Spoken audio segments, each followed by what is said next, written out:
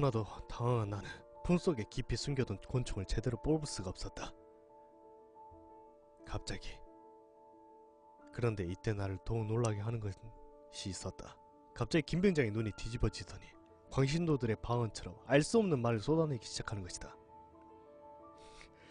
얄르얄라얄라 울러리랄라라 울러리얄라랄라. 야, 이 정신차려 미친 새끼야! 지금 이곳이 달리는 차량 내부임을 직감한 나는 김병장이 잡고 있는 운전대를 얼른 손으로 움켜쥐었다. 그러나 너무 늦어버렸다. 고속으로 질주하던 차량은 청둥같은 파열음을 내면서 강물 쪽 가드레일을 들이받았다. 나는 순간 오른쪽 머리를 무엇인가에 세게 강타당했다. 육중한 무게의 군용차에 박히는 일그러진 가드레일을 넘어 강물 쪽으로 기울어지기 시작했다. 정신이 혼미해졌다. 오른쪽 뺨에는 뜨거운 액체가 연시에 흘러내렸다. 사물이 울렁거렸고 초점이 맞지 않는 안경을 쓴 데 세상이 뿌옇게 흐려졌다. 김병장으로 보이는 한 사람이 앞유리를 뚫고 몸의 반이 밖으로 나가 있음이 보였다. 뭔가를 잡고 버티고 싶었지만 몸이 전혀 말을 듣지 않았다. 그냥 허공에 손을 휘저을 뿐 내 손에 잡히는 것은 아무것도 없었다. 그런데 그 순간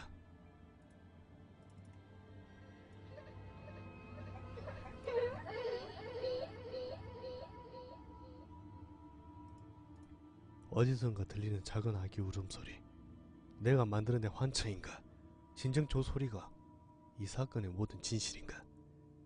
나는 어떻게 해서든 이 환각 같은 상태에서 벗어나려고 노력했다. 한참을 정신 차리려고 애쓰고 있는데 갑자기 차량이 기우뚱하더니 강물 쪽으로 꼬그라지기 시작했다. 밑으로 보이는 강물이 죽음의 사신처럼 다가왔다. 순간 지금껏 내가 살아왔던 나의 일대기가 파노라마처럼 눈앞을 지나가기 시작했다. 초등학교, 중학교, 고등학교, 대학교, 너무나도 기뻤던 인권식 날, 한때 내 영혼을 바쳐 사랑했던 여자, 그리고 사랑하는 나의 부모님. 예전 공수부대에 있을 때 교관의 말이 떠올랐다. 사람은 자신이 곧 죽을 거라고 판단되며 과거의 기억을 한꺼번에 쏟아내어 지금껏 살아오다 보았다. 모든 것들이 마치 파노라마처럼 순간적으로 지나가는 걸 볼 수 있지. 그러나 최소한 군인이라면 안되면 되게 안 하는 정신을 가지 특정 부대 용사라면 그 파노라마를 되돌릴 줄 알아야 한다. 죽음 직전에 너에게 최소한의 무엇인가를 보이고 들리고 느껴지고 있다며 너는 아직 죽은 것이 아니라 살아있다는 것이다. 그래, 난 아직 살아있다. 나는 아기 울음소리를 들었고 깊은 물속으로 빠져들고 있다는 것이 피부로 느껴졌다. 그러나 미처 들이마시지 못한 숨으로 인해 활용할 공기의 양이 부족했다. 귀가 아파오고 폐에 물이 차오르는 것 같았다. 예전 해상 특수훈련 때 힘이 빠져 물속에서 허우적거리던 나를 꺼내 그러게 해준 교관이 있었다. 그는 숨가쁜 소리를 내며 헐떡거리는 나를 눕히더니 내 얼굴에 수건을 덮고 그 위에 물을 뿌리기 시작했다. 마치 얼굴에 비닐봉지를 씌운 것처럼 전혀 호흡을 할 수가 없었다. 발버둥 치며 괴성을 지르던 나를 강제로 제압하며 그 교관이 말을 했다. 수심이 깊어지면 수압으로 인해 평행 강공을 잃게 돼. 위아래가 어딘지 몰라. 살려달라고 발버둥 치며 수면 위로 오르려고 하지만 실상은 강바닥을 파헤치고 있는 경우가 대부분이다. 살 수 있는데도 죽을 것이라는 공포감에 정신을 잃고 헛짓거리 하다가 그렇게 죽는 거야. 지금 너는 물에 빠져 죽기 전에 느낌을 받고 있는 것이다. 살고자 한다면 정신을 잃지 마라. 묵직한 작은 충격음이 내 귀에 들려왔다. 차량이 강 바닥에 닿은 것 같았다. 수압으로 인해 고마가 터질 듯 아팠고 들이마신 숨이 없어서 곧 죽을 것만 같았다. 주변은 칠흑같이 어둡고 아무 소리도 들리지 않는다. 어디가 위고 어디가 아래인지 분간이 되지 않는다. 정신을 차리자. 정신을 차리자. 그제서야 파손된 차량 앞유리를 통해 차량이 여기저기를 더듬듯이 빠져나왔다. 수심이 얼마나 되는지 가늠이 되지 않았고 이대로 몇 초만 더 있다면 곧 물귀신이 될 것 같았다.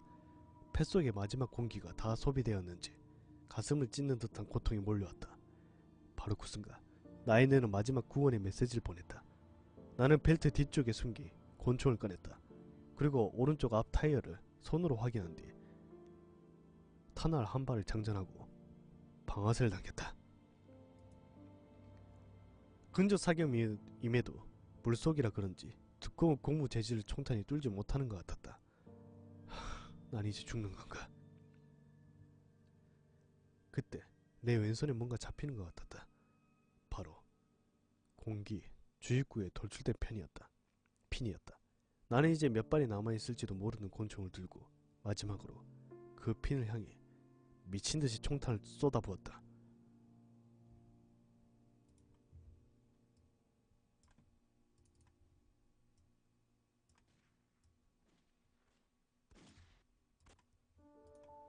둔탁한 총소리가 몇 번 울리자 갑자기 생명의 공기방울들이 화염 방사기처럼 뿜어져 나오기 시작했다.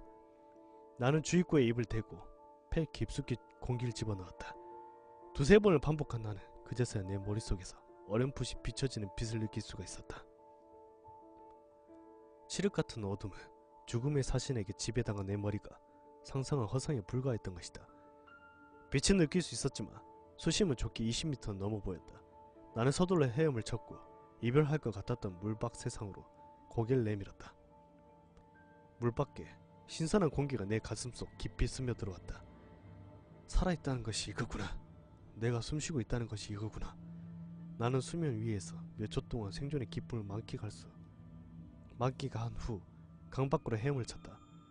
강 밖으로 빠져나온 후에야 나는 하루 전 쏟아진 비로 인해 강물이 상당히 불어나 있음을 알게 되었다. 수차례의 기침과 구역질이 멈추자 나는 물속에 두고 온 김병장이 생각났다. 이런 젠장! 그를 구하러 가야 된다. 그런데 순간 나는 사고 직전에 김병장의 기이한 행동이 떠오르면서 구조를 주저했다. 솔직히 김병장이 무서웠다. 김병장이 있는 저 깊은 물속으로 다시 들어가야 하다니. 1초, 2초, 3초. 나는 딱 3초를 고민했던 것 같다. 그리고 나는 모든 생각을 지우고 물속으로 뛰어들어갔다.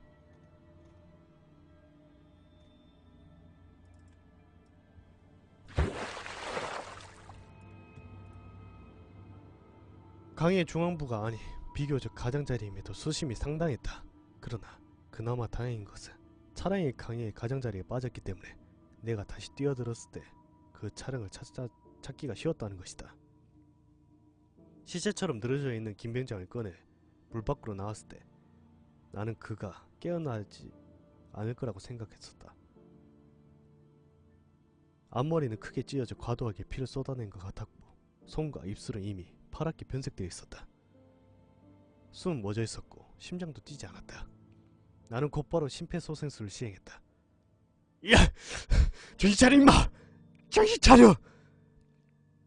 나는 그를 깨우러 소리치며 심폐소생술을 이어갔다. 복부 전체가 파랗게 먹는 것을 보아 운전대에 복부를 부딪힌 것 같았다. 그렇다면 이미 그의 장기는 파열될지도 모른다. 그럼에도 나는 심폐소생술을 멈추지 않았다. 늘어진 시체를 붙들고 장난질 하는 것처럼 보였지만 그가 나처럼 죽음의 눈앞에서 조금이라도 무언가를 느끼고만 있다면 살아날 수 있기 때문이다. 그러나 나의 이런 노력에도 불구하고 그는 살아나지 못했다. 뒤늦게 구조된 나와 김병장은 똑같이 의무대로 이송되었다. 나는 부상자로, 그는 사망자로. 내 얼굴은 유리 파편으로 인해 산탄을 맞은 것처럼 엉망이 되어 있었다. 또 오른쪽의 머리는 5cm가량이 찢어져 있었다. 다른 부위는 크게 다친 곳이 없어서 그냥 부대로 복귀하려 했지만 군의관의 권유로 나는 의무대 입원실에서 그날 밤을 보냈다.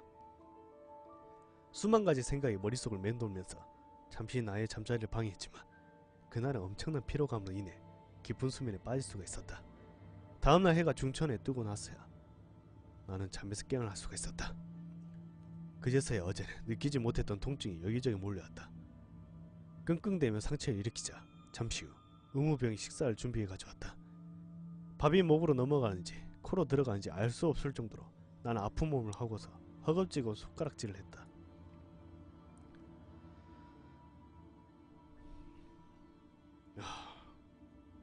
자주 뵙습니다, 대인님. 식사가 채 끝나기도 전에 사건 조사를 위해 헌병대 수사관이 내 앞에 나타난 것이다. 그에게 무엇을 말해야 하나? 1년에 아이의 울음 시리즈라도 얘기해야 하나? 내 머릿속은 복잡해졌다. 그러나 나는 단순한 것을 선택했다. 졸업문제, 운전 미수. 총기 사용에 대한 수사관의 집요한 신문이 날 괴롭히기도 했지만 나는 빈틈없는 대답으로 응했다. 오후 늦게서야 나는 의무대를 빠져나왔다. 대대장의 면담이 끝나고 부대 행정실로 돌아온 나는 그동안의 사건을 서류로 정리했다. 헌병대 수사관에게 말했던 것과는 달리 나는 그동안 내가 보고 듣고 느낀 것을 솔직하게 정리했다. 믿든 안 믿든 내일 이 자료를 사단장에게 제출할 것이다. 나는 밤늦게서야 서류 작업을 끝낸 후 부대원들의 안부를 뒤로 한 채 숙소로 돌아왔다. 다음날 날이 밝자 나는 지체 없이 복장을 갖추고 사단 본부로 향했다. 최근 시간이 가까워졌지만 사단장은 아직 본부에 나타나지 않았다. 당번변의 안내로 나는 사단장의 집무실로 향했다. 사단장 장태섭. 집무실 탁자에 반드시 놓이 그의 명패만이 날 기다리고 있었다. 나는 맞은편 소파에 앉아 사단장을 기다렸다. 얼마의 시간이 지난 후 준비해온 서류를 매만지던 나는 문 밖에서 들리는 수차례의 경례소리를 들을 수가 있었다. 그리고 곧 사단장이 집무실로 들어왔다. 나는 애를 갖춘 후 그에게 준비해온 서류를 내밀었다. 엉망이 된 나의 얼굴을 몇 차례 확인하며 안부를 묻던 사단장은 조용히 그 서류를 받아들였다. 10분여가 지났을까. 부동자세로 열중시어 자세를 취하고 있는 나에게 사단장은 소파에 앉을 것을 권유했다. 그리고 담배를 하나 꺼내 입에 물었다.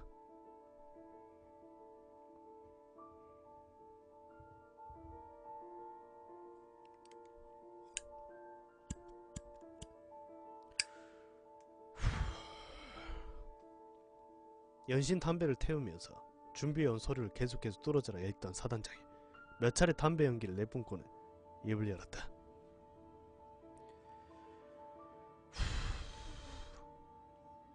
자네! 지금 이걸 나에게 믿으라고 하는 건가? 믿기 어려우시겠지만 제가 보고 느낀 그대로 작성한 겁니다. 내용을 보니 헌병대 조사와는 많이 다르구만. 나도 다른 견해를 얻고 싶어서 자네에게 사건 조사를 맡긴 건데 이건 너무 심하지 않나? 애기 울음소리에 다들 죽어간 것처럼 묘사되어 있으니 누가 알면 비웃음만 듣겠군. 그것 때문에 죽었는지 모르지만 사실 그대로 작성한 겁니다. 지금 이 보고서의 내용을 자네 말고 아는 사람이 있나? 어젯밤에 작성을 마치고 바로 이곳으로 들고 온 서류입니다. 사단장은 다 타들어간 담배를 제 떠리에 누르고는 날 응시한 채 입을 열었다. 미안하지만 박대위, 사건 조사를 여기서 끝내야겠네. 뜬금없는 사단장의 말에 나는 잠시 멈칫한 후 입을 열었다. 사장님, 조금만 더 조사해보면. 더 조사해보면 뭐가 나오나? 이미 최중사는 기소되어 재판을 기다리고 있네. 모든 정황 증거가 물증은 최중사가 범인이라고 말하고 있어. 나도 최중사를 살리고 싶어서 나름대로 자네에게 조사를 맡겼지만 이 보고서를 재판부에 제출하면 뭐라고 하겠나? 귀신의 장난이니 최중사 살려주십시오. 이래야 하나? 저는 그냥 뭔지 모르는 숨겨진 진실을 알고 싶습니다. 진실? 이미 밝혀진 모든 것들이 진실 아닌가? 명령이다! 박대위, 사건을 복잡하게 만들지 말고 여기서 마무리 짓는다. 나는 잠시 입을 굳게 다문 채 말을 아꼈다. 나의 굳은 표정을 잠시 살피던 사단장이 말이었다. 자네, 군인이 되고 싶어서 장교를 한 거 아닌가? 자네 정도의 집안 배경에 내 입김까지 장용한다면 자네는 대령까지 초고속 승진이 가능하지. 물론 아무 문제가 발생하지 않을 경우만 말이야. 근데 최중사나 죽은 김병장 사건에 자네가 연루되어 이름이 오르내린다면 어떻게 되겠나? 사단장은 나를 위로하는 듯 보였지만 그의 말은 정작 나에게 분노와 배신감만을 치밀게 만들었다.